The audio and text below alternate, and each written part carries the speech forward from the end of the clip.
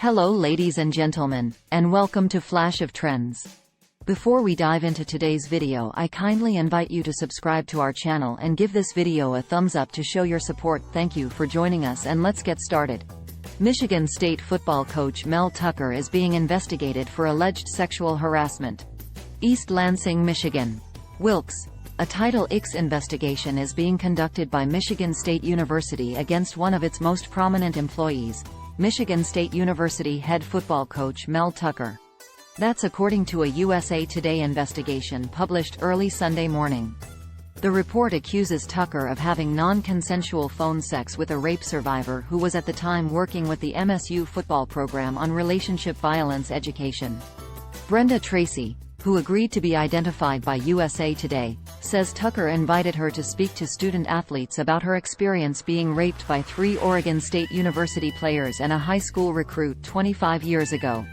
Tracy and her nonprofit organization, Set the Expectation, had been invited to campus 3 times to speak to the MSU football team and to be recognized for her advocacy work, including being named an honorary captain for last year's spring game. According to the organization's website, Tracy has delivered her messages to thousands of players on more than 100 college campuses. During that time, Tracy told USA Today that the two developed a friendship. Tracy alleges that during an April 28, 2022 phone call, Tucker had phone sex. Tracy says it wasn't consensual and filed a complaint with the school in December 2022. Tucker disputed Tracy's characterization to a Title IX investigator hired by MSU to look into the matter. The idea that someone could know me and say they understand my trauma but then re-inflict that trauma on me is so disgusting to me. It's hard for me to even wrap my mind around it, Tracy told USA Today. It's like he sought me out just to betray me. Tracy also claimed during the time the two were working together, Tucker would call her frequently, send her gifts, and asked if she would date him if he wasn't married. Tucker is married and has 2 sons. Tracy said she declined Tucker's request to meet him alone and that Tucker even suggested slipping into her hotel through a back door so no one would see him, according to the USA Today report. Tucker declined to speak about the matter when contacted by a USA Today reporter Saturday. But in a March letter to a Title IX investigator, he said, "Ms. Tracy's distortion of our mutually consensual and intimate relationship into allegations of sexual exploitation has really affected me. I am not proud of my judgment and I am having difficulty forgiving myself for getting into this situation. But I did not engage in misconduct by any definition," Tucker said. A statement released by the university said the school does not comment on potential investigations.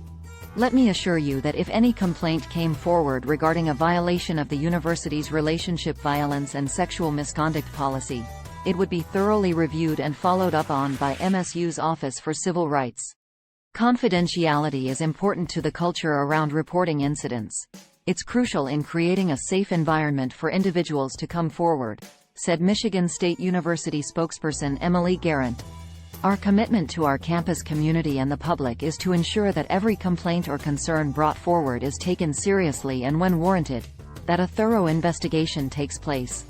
When investigations do happen, they need the ability to be conducted in a thorough and confidential manner."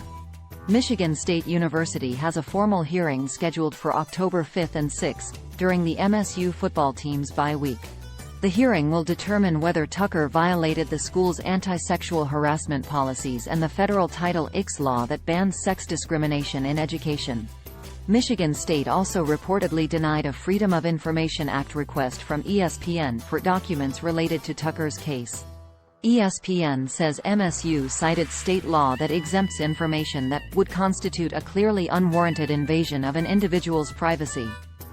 The cable sports network says it has hired a Michigan-based law firm to pursue potential litigation. It says MSU's records denial request violates open records laws since the phone call Tucker allegedly made occurred while traveling for university business and involved a person he previously hired to speak to his team.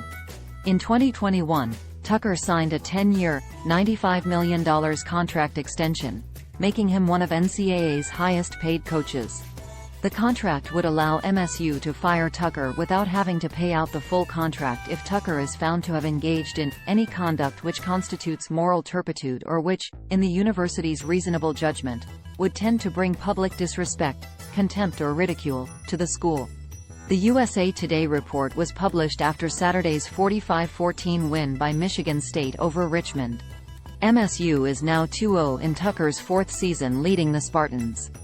The report also comes just over a day after survivors of former MSU athletics and USA Gymnastics physician Dr. Larry Nassar filed a lawsuit against the university for their refusal to release documents related to the case.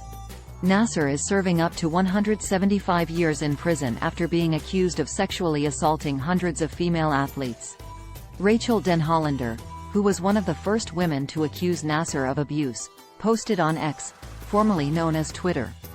Coming on the heels of a lawsuit alleging that a PT has been sexually assaulting patients, and the board's refusal to release the Nassar documents, this is beyond disgusting. I stand with it. Brenda Tracy 24.